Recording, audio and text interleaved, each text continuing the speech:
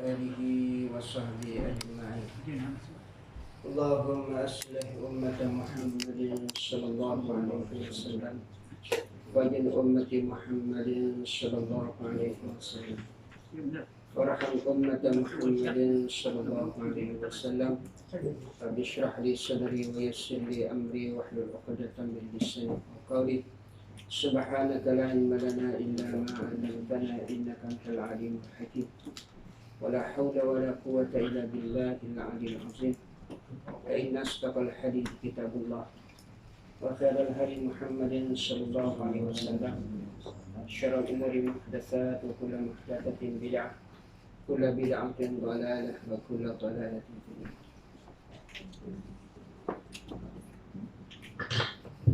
Ke halaman 4 berapa tu? 425. Ya. 427. 425. Nah, ya.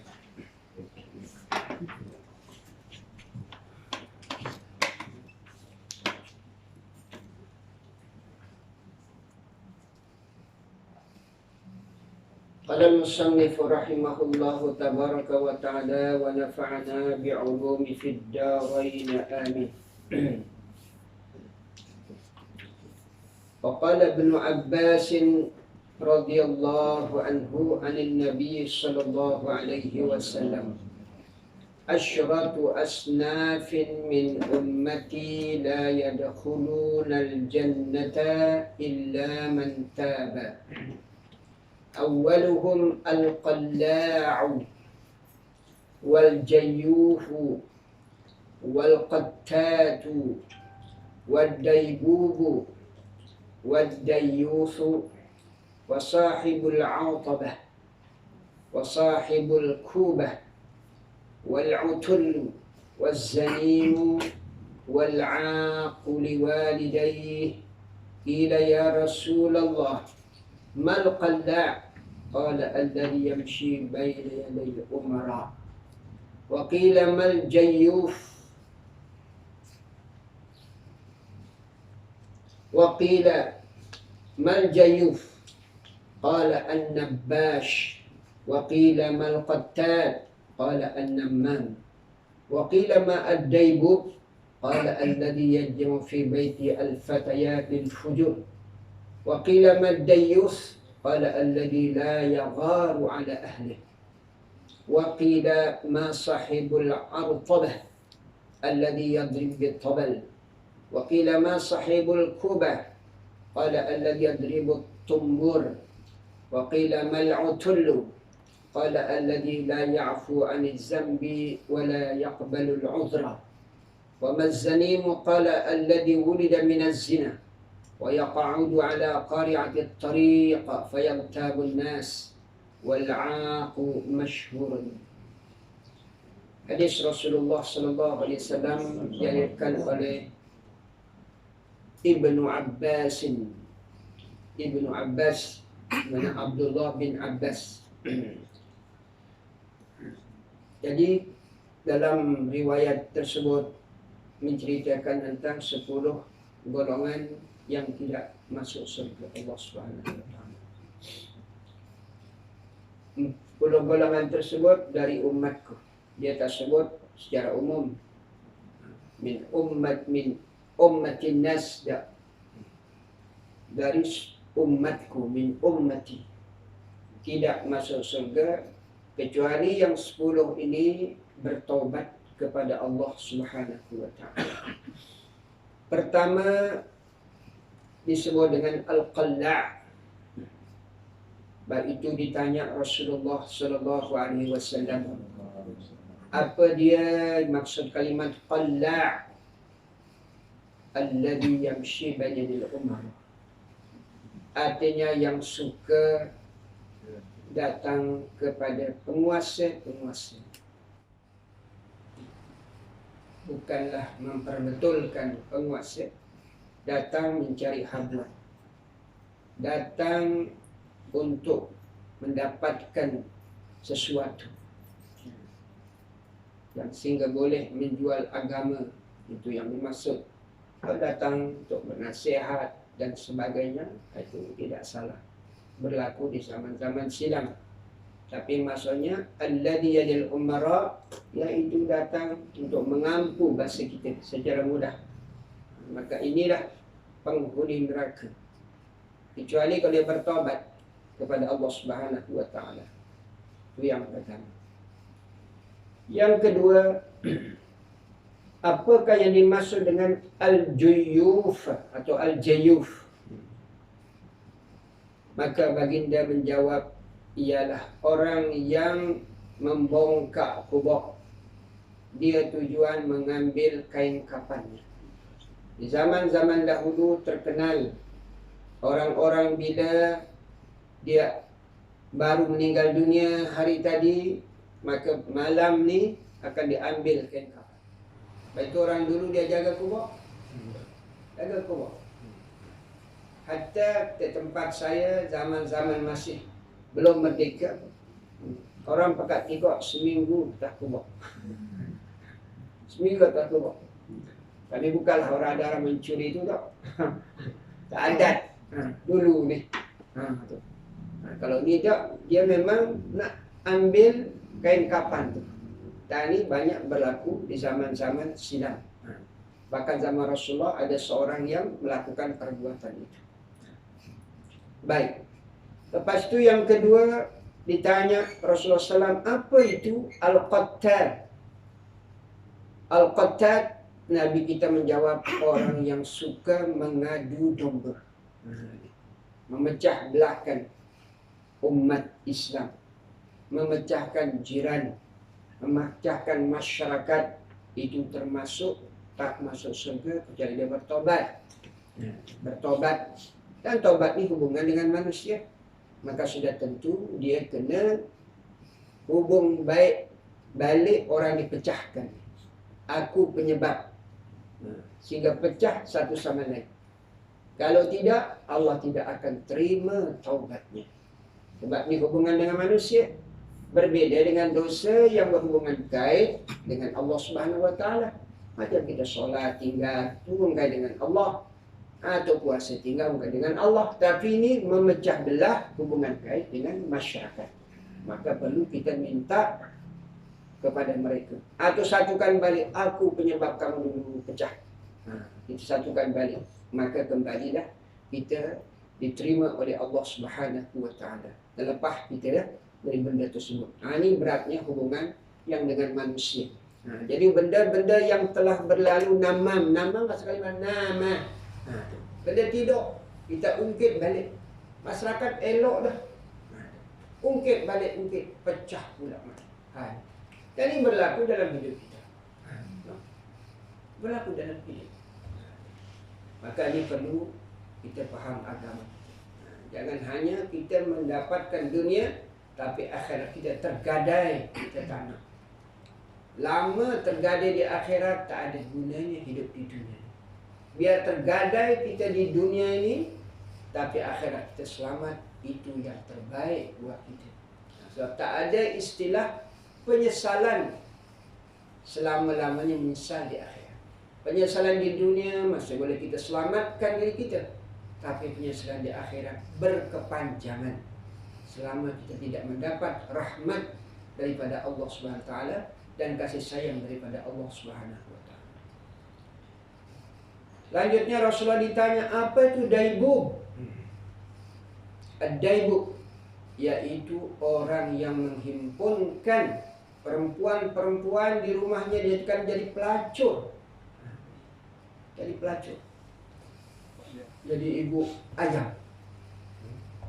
Maka inilah. Tapi alhamdulillah tempat kita sekarang tak ada. Zaman-zaman dulu ya Allah di tempat saya itu, dalam masyarakat itu, datang dari jauh perempuan-perempuan dibayar, datang lagi dari luar macam-macam. Inilah orang-orang debuk ni penghuni neraka. Sebab dia buat kejahatan, kemungkaran dan melahirkan keturunan-keturunan yang sebagaimana berlaku di di Afrika. Sekarang di satu tempat, kalau tak tahu di apa namanya, Allah satu wilayah umat Islam tu, di situ dihimpun semua orang perempuan. sengaja untuk dibuntingkan. Anak ni dijual. Tapi kedapatan oleh pemerintah baru-baru ini. Itulah di antara yang berlaku dalam kehidupan manusia. Itu namanya debuf. Lepas itu, apa itu ad-dayyus? Dayyus, orang yang tidak ada rasa cemburu di dalam keluarganya. Bila keluarganya dinodai, bila keluarganya diajak ke mana-mana. Anak kita ada perempuan, orang bawa, orang lain bawa, tak peduli naik motor kah, naik kereta kah, naik apa, berjalan ke mana.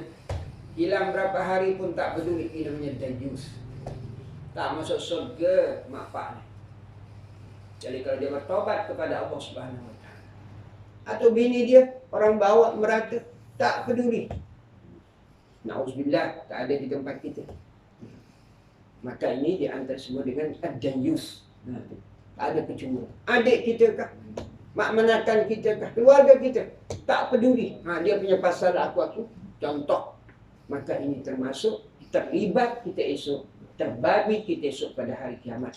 Tidak terlepas daripada tanggungjawab di hadapan Allah Subhanahu Wa Taala. Yang disebut dengan ad-dayyus. Lepas itu ditanya apa itu yang disebut dengan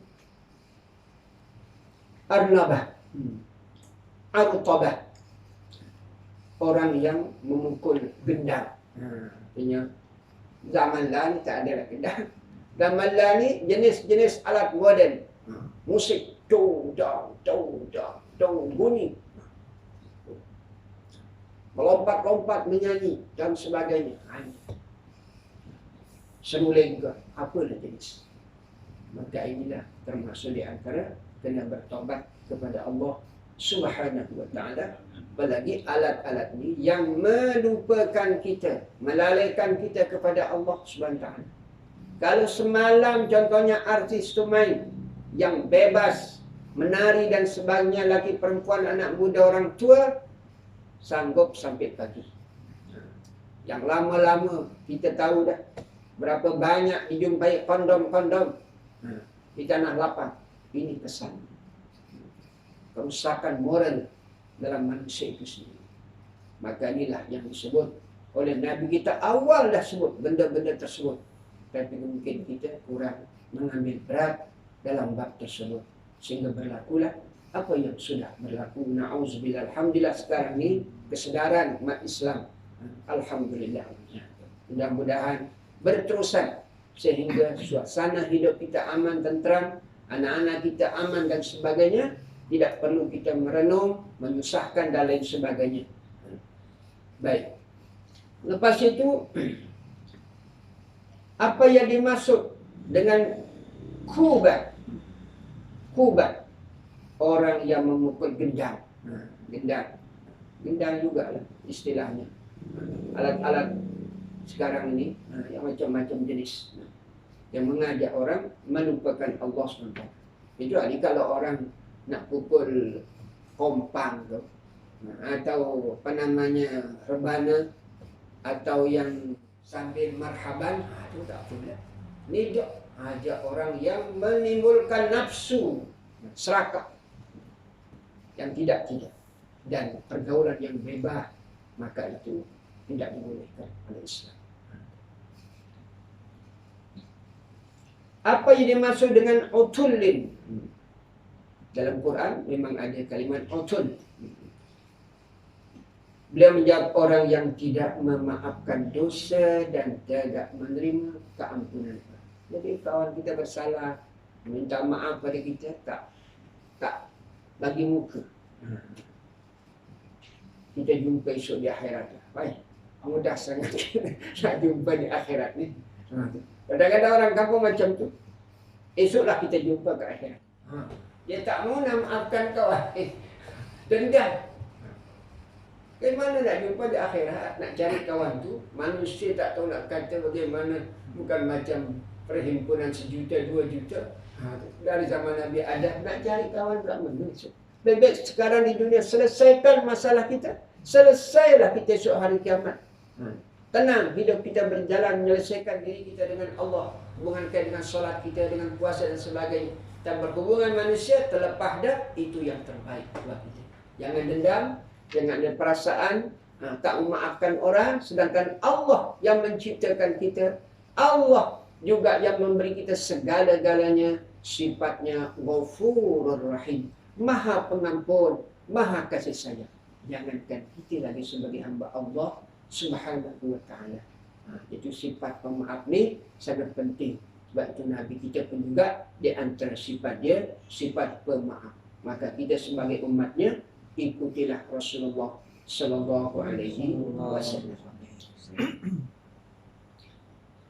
Apakah dimaksud dengan zanim? Orang yang dilahirkan dari zina dan dia duduk di tengah jalan sambil mengumpat orang lain. Artinya, biasanya anak-anak yang luar nikah ni bila tak terdidik, dia memang nakal. Nakal. Maka dia akan buat yang tidak-tidak.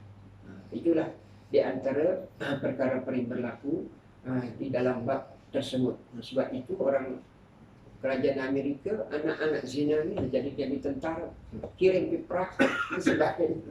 Itu jadi askar-askar yang hebat-hebat itu asal anak yang dipungut-pungut di jalan tu. Orang barat gunakan. Kalau kita ni takut betul lah. Jadi mudah-mudahan masyarakat kita aman daripada perbuatan-perbuatan yang disebutkan tadi ini. Sebab semuanya mendatangkan bala bencana. Jadi bala bencana itu bukan semata-mata karena memang penyakit pun, tapi ada asbab musababnya. Bila sebab musabab itu kita tidak selesaikan punca dia, maka akan berterusanlah penyakit-penyakit yang Allah akan uji kita sebagai hamba-Nya di atas muka bumi. Berkaitan dengan penjelasan tentang as-sayyid. Lepas itu Rasulullah Sallallahu Alaihi Wasallam menerangkan yang terakhir al-aqu. Apa itu al-aq? Al-aq li walidain. Maknanya aq ni semua orang tahu dah. Kita terjemahlah. Aq itu maknanya orang yang durhaka kepada dua ibu bapanya. Tak masuk surga.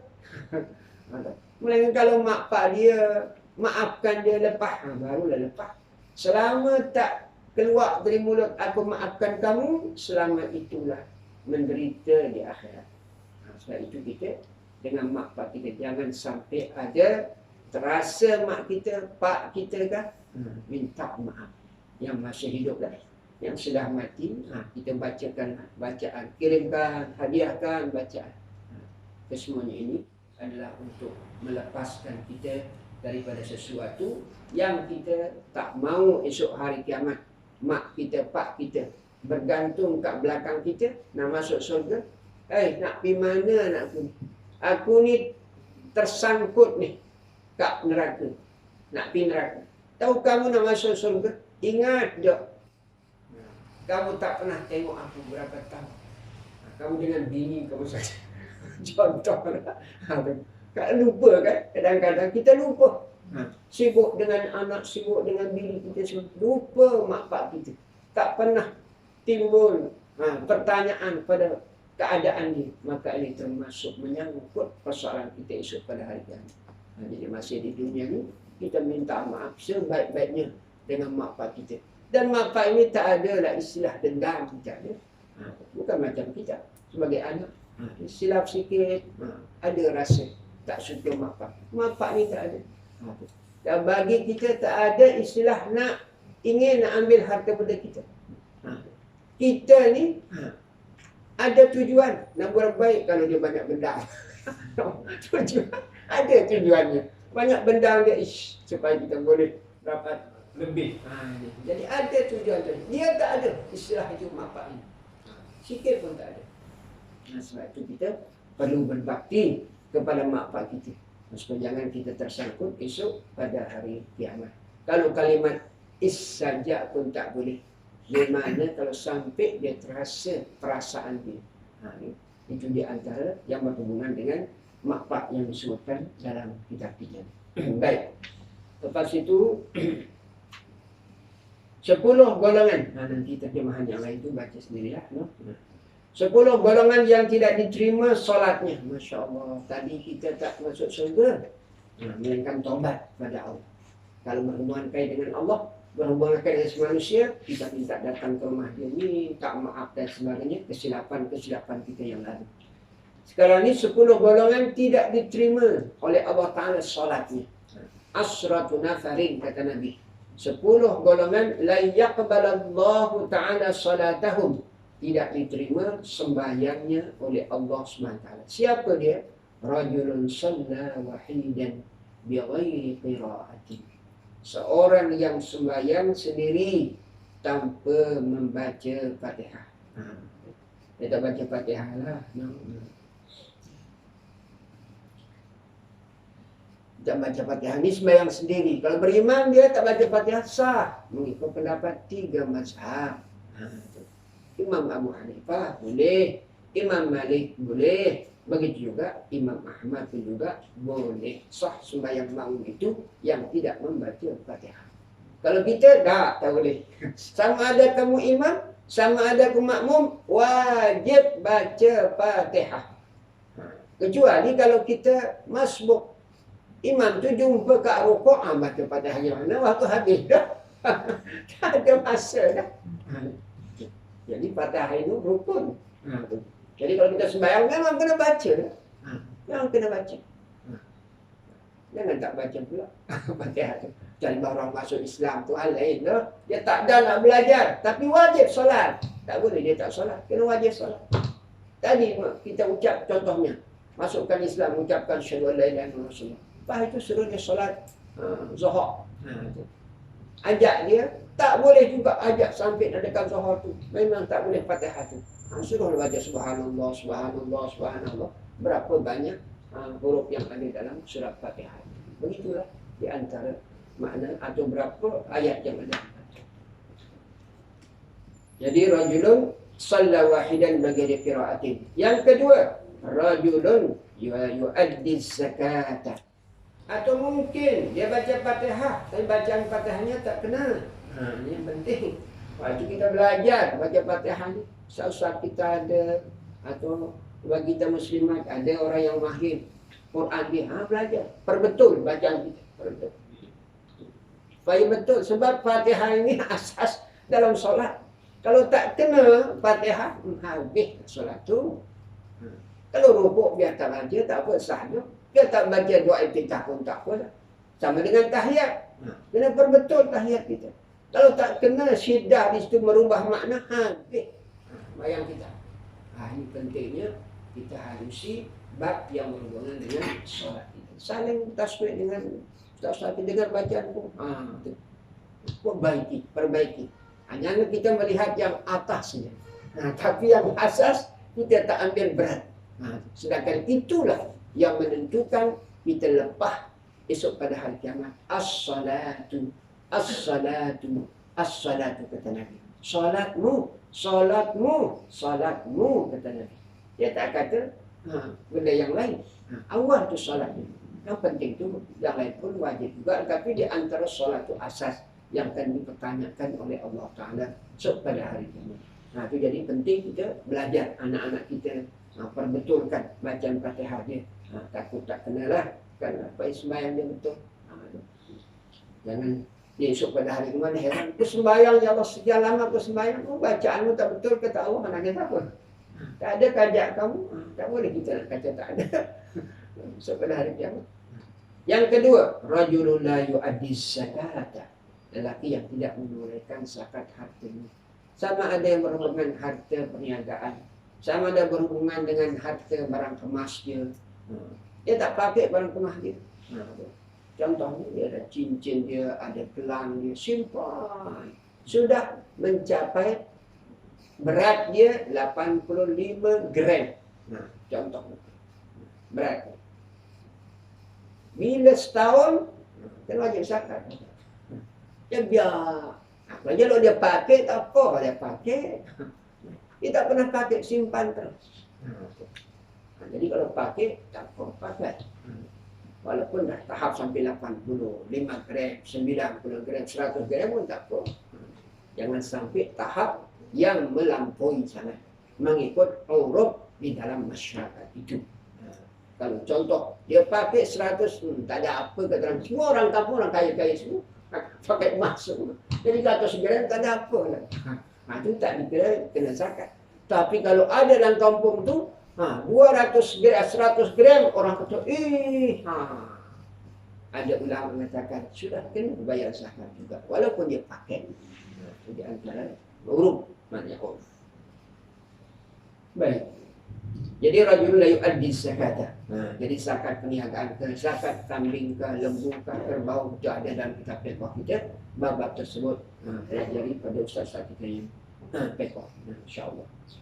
Selanjutnya yang ketiga, rajulun ya'ummu qamnahum lahu karihun. Ada lelaki jadi imam kepada masyarakat dia, tapi orang kampung dia tak nak. Kadang-kadang ada dulu dilantik lah. Dilantik. Tapi orang kampung dia tak nak. Tapi resmi dah. Nak kata apa? Lebih baik kita mundur sajalah. Jangan kita nak sangat. Kalau ada rajulun ya ummu qauman wa hum lahu karihun. Bagaimana nak boleh orang sembahyang tengok Pak Imam tu dalam hati nak khusyuk kan? Baca Fatihah dengan bacaan tu meluat seperti ini. Nak pergi keluar sembahyang, tak sedap juga kampung dia. Jadi itu di antaranya. Warajulun mamlukun. Sebab itulah Sayyidina Mu'az kalau tak silap. Jadi dia dah sembahyang bersama Rasulullah waktu maghrib. Waktu satu sembahyang, lepas sembahyang dia balik kampung. Orang kampung ni belum sembahyang lagi.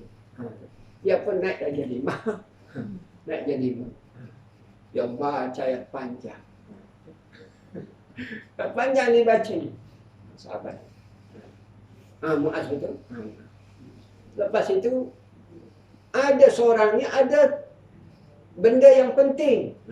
Masih bukan setakat baca ayat mukadimah dalam Quran tu yang kita biasa baca tu. Ayat yang panjang waktu riwayat kita bimbas tu. Panjang.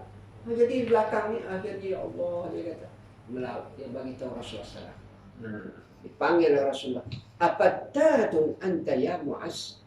Kamu jadi fitnah saja dalam masyarakat yang Mu'az.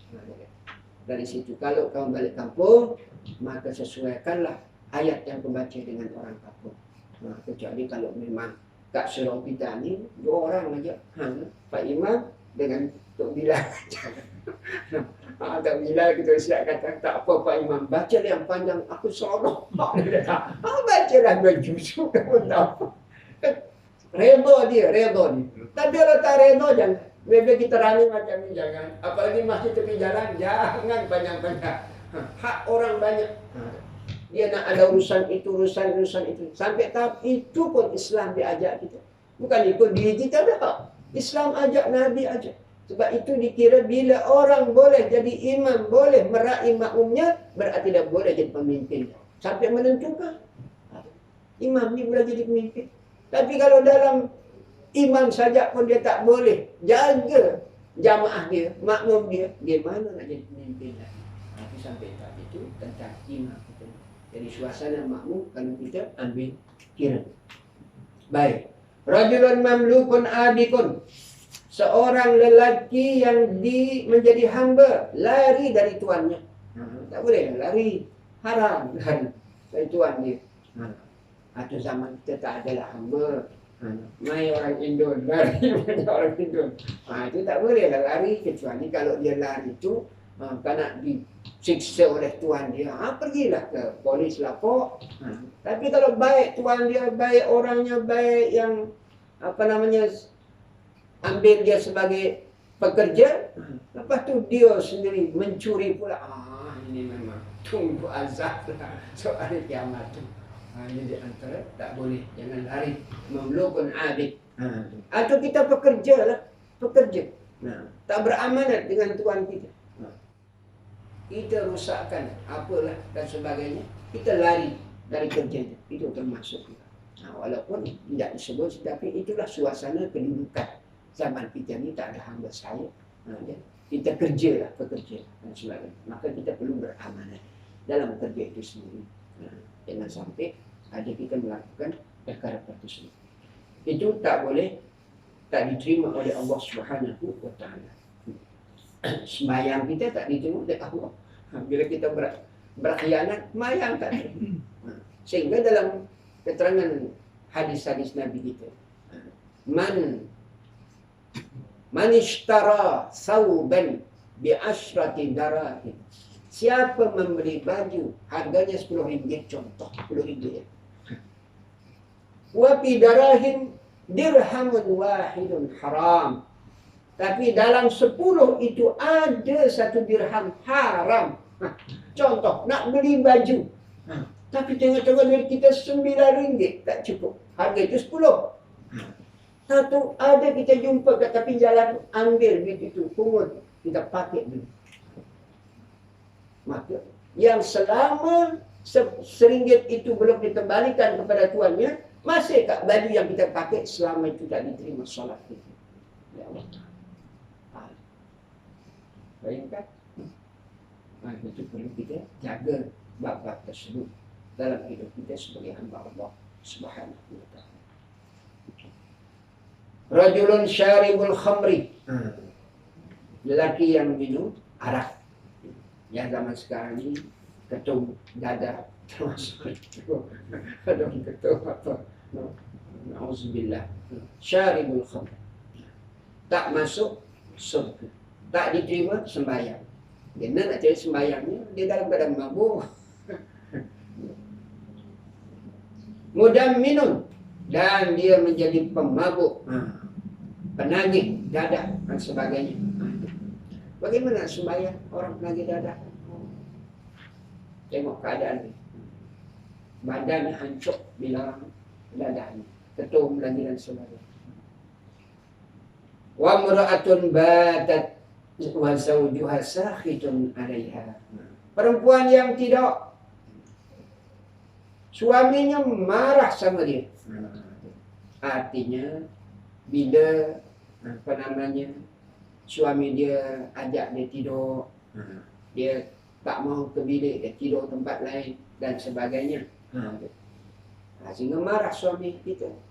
Maka itu jangan sampai kita beri suami kita marah. Dalam bab-bab hubungan kekeluargaan kita.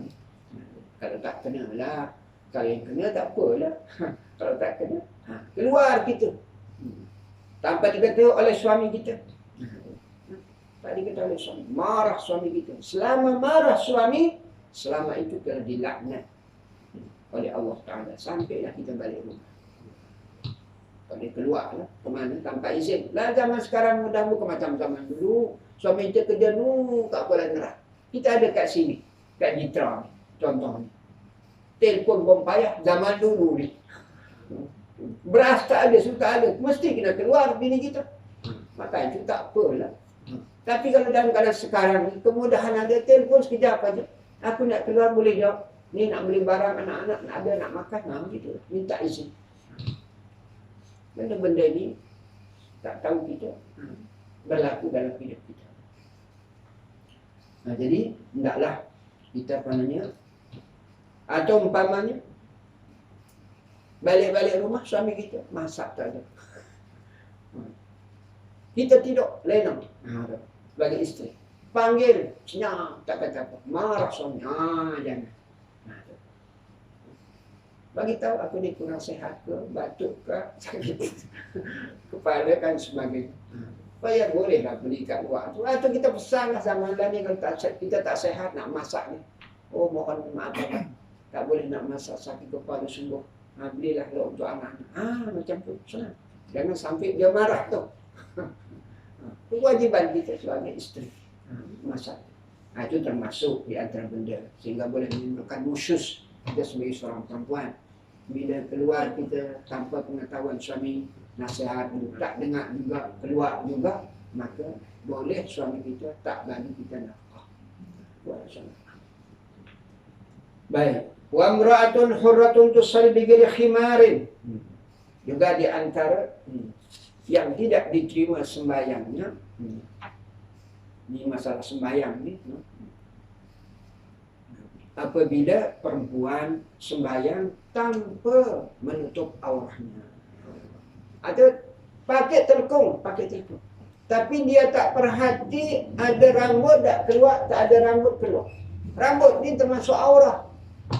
Kadang-kadang ramai orang perempuan, bila lepas sembahyang, loh, dia kata rambutku nampak lagi. Mana nak sah? Kalau kita lupa, tadi dah elok rasanya, tak tahu, terlupa, nampak. Tak apalah, dimaafkan. Tapi kalau berulang-ulang, bagaimana nak maafkan? Sebab itu perhatilah diri kita di saat kita nak memakai telekung tu, kain dan sebagainya. Sebab itu orang perempuan sebaiknya pakai telekung, dan sampai disebut di dalam kitab-kitab, ahsan bagi orang perempuan pakai baju jubah yang agak tebal sikit, telekung kita yang tebal sikit, sehingga tidak nampak sosok badan kita. Itu paling afdal kita pakai sembahyang. Jadi bukan dikira telekung itu madain mana, kebuatan mana, dan begitu juga ada rambu-rambu cantik lah. Itu bukan dikira itu. Yang penting tebal, tertutup sosok badan kita, sampai tertutup anggota badan kita. Itulah yang terbaik kita pakai di saat kita solat menghadap Allah Subhanahu wa Ta'ala. Baik. Jadi perempuan yang solat tetapi terbuka aurat, boleh berlaku benda-benda ini, rambut dan sebagainya, mungkin kaki kita dan sebagainya. Baik itu kita pastikan kain yang panjang sikit lah untuk menutup kita punya kaki kita. Tapi yang sekarang ni pakai stocking perempuan kan, pakai jubah di luar, dia tak pakai telekung dah di keluar tu, dia cukup dengan tudung labuh, dengan pakai itu cukup dah, bayangkan.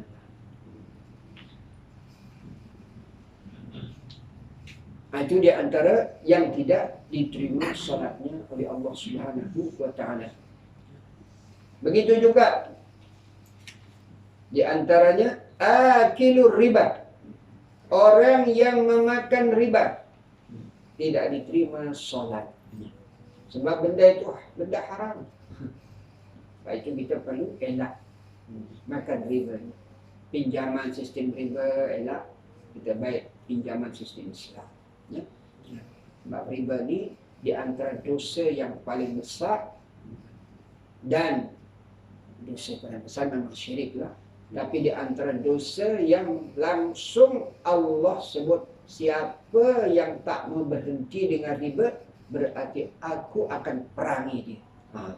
Tak ada dalam ayat Quran yang langsung Allah sebut perang dengan mereka yang melakukan kejahatan ini, melainkan riba. Perang. Itu beratnya maknanya. Maka kita elak buat pinjaman untuk rumah ke, kereta ke, semua bank-bank kita lah ni sistem dia syariat syariat pun ada dah. Secara sistem Islam kita ada dah. Gadian Islam semua ada. Zaman dulu memanglah mana ada teman-teman lama nanti. Sekarang alhamdulillah. Jadi kalau dah ada sistem Islam kita sendiri kita memang cari nerakanya lah. Bab-bab tersebut jangan. Di antara benda juga di antaranya wal imamul jair, tak diterima solat orang pemimpin yang jair, menyeleweng. Jadi kalau ada pemimpin yang menyeleweng, yang melencong lah, maka tak diterima solat. Lagi dengan rakyat dia melencong, dia khianat. Contoh, berapa ramai yang esok pada hari kiamat kejar kita esok. Kalau kita sebab itulah pemimpin ni ingin masuk surga paling awal adil. Disebut oleh Nabi kita, imamun adilun, imam yang adil, pemimpin yang adil, dia paling awal masuk surga. Kalau adil dalam pemerintahan dia, yang hak diberi hak dia, dan jangan ambil hak orang. Begitulah. Memang hak orang yang hak, tunaikan hak kita. Itu di antara jadi pemimpin itu. Jadi selama kalau dia menyeleweng dan sebagainya, maka sudah tentu tidak diterima amal ibadat kita oleh Allah Subhanahu wa Ta'ala. Baik itu perlu bersih. Bila kita sembahyang ni, perut kita tu bersih. Bersih maksudnya jangan ada benda yang haram masuk dalam perut kita. Misalkan yang halal. Baik itu dalam Quran, ya ayyuhan nas kulu mimma fil ardi halalan thayyiban. Halalan thayyiban. Manusia makan oleh kami makanan yang sebaik-baiknya halal maksudnya. Tak ada makan paling baik melainkan halal. Pastikan makanan kita. Sekarang ni ya Allah, tak tahu berapa lama dah tersebar daging yang diimport ni, baru ketemuan yang 35 juta. Itu baru dijumpai. Sekian tahun dah merata dijual di kedai-kedai dah tak tahu kita. Dan benda itu murah. Orang akan beli yang murah. Tak kena beli yang mahal. Kalau tempatan memang mahal lah. Tapi benda kita tak tahu kan. Benda tak tahu. Sekarang, Masya Allah, Subhanallah. Inilah hikmahnya. Penyakit COVID ni ada. Walaupun kita tersekat dalam COVID ni, tapi makanan kita sekarang boleh terjaga. Kalau tak tahu la ilaha illallah. Berapa daging kita makan sekian lama. Nah inilah hikmat Allah Ta'ala jadikan penyakit-penyakit tersebut ada di sebalik itu hikmah dia. Baik itu tidaklah semata-mata Allah mungkin dibagi tahu kita dah dalam cara-cara bagaimana nak mengawal bab makanan ni. Sebab itu di Malaysia ada halalan thayyibah. Di Malaysia. Sampai orang luar ambil cara kita ni. Tapi kenapa boleh terlepas? Itulah persoalannya. Kenapa boleh terlepas? Ini perlu nak jaga. Kenapa terlepas tu? Jadi itu wal imjaya. Warajulan, dan juga di antaranya tanhaus anil fahsya'i munkar. Sembahyang. Orang yang sembahyang yang tidak menghalang oleh sembahyangnya akan perbuatan keji, perbuatan mungkar. Sembahyang tapi masih mencuri. Di mana boleh nak cover dengan mencuri itu? Sembahyang masih dia minum, contoh. Sembahyang main nambah ekor. Mana boleh nak cover dalam sembahyang tu? Seakan-akan tak ada nilainya dalam sembahyang tu.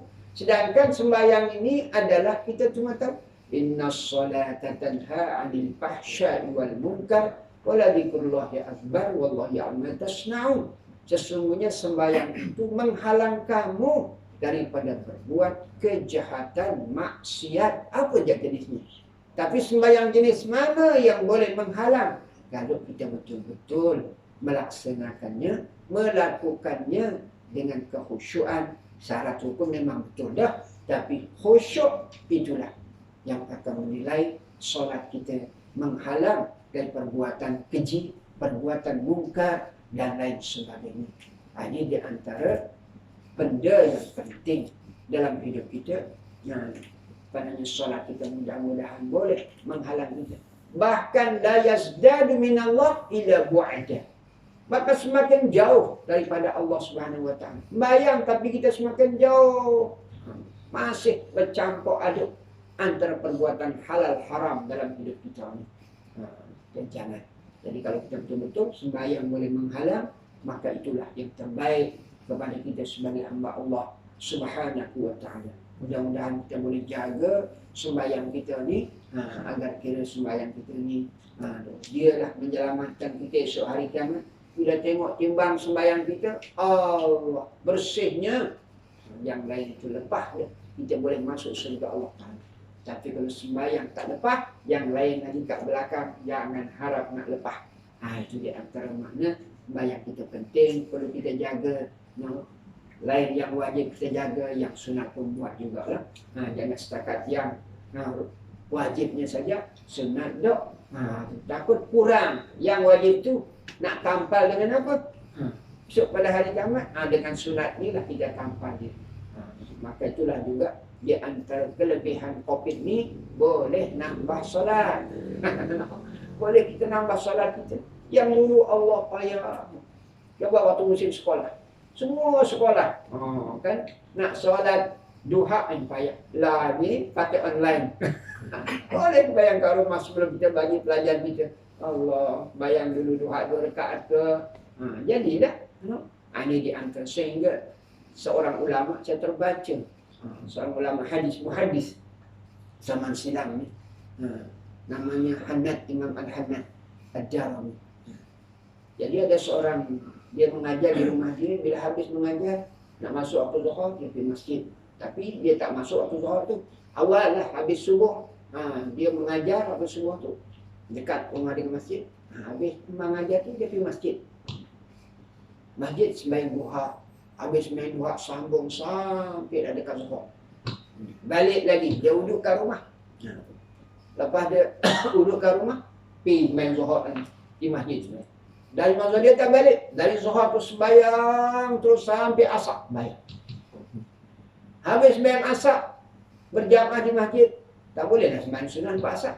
Dia ambil Quran, baca Quran sampai tenggelam mati maghrib. Bayang maghrib masjid sampai dibuat sampai antara isyak maghrib bayar dia kerja. Habis isyak baru balik. Heran ulama yang ikut dia. Istighfar. Kalau macam ni sembahyangnya, berapa lama dah bayang macam ni? Maka ditanyalah orang yang sekeliling masjid tu. Tanya, baru dia tengok oleh orang masyarakat dia. Oh, kata dia, menurut kami selama 70 tahun macam itulah bayang. Itu siang yang dilihat oleh orang. Malam gimana? Malam gimana? Siang ni tak ada rehat, tak ada istilah rehat. Bayang sambung, bayang sambung, bayang sambung, bayang sambung. Berjamaah, zuhurnya, asarnya, maghrib, isyak. Di rumah tak tahu gitu. Berapa solatnya malam. Sebab di rumah, di malam. Kata masyarakat. 70 tahun lah kami saksikan macam itulah solatnya di masjid. Ulama hadis. Tak boleh kita macam tu. Jagalah bayar kita yang 5 waktu ni. Jaga, tak boleh banyak rakaat ni. Ambillah duha 2 rakaat. Jadilah. Begitu juga qabliyah zuhurnya. Ambillah 2 rakaat. Tak boleh 4 rakaat. Ambillah 2 ba'diyahnya 2 rakaat. Itulah insya-Allah akan memberikan kelebihan kepada kita esok pada hari kiamat. Insya-Allah.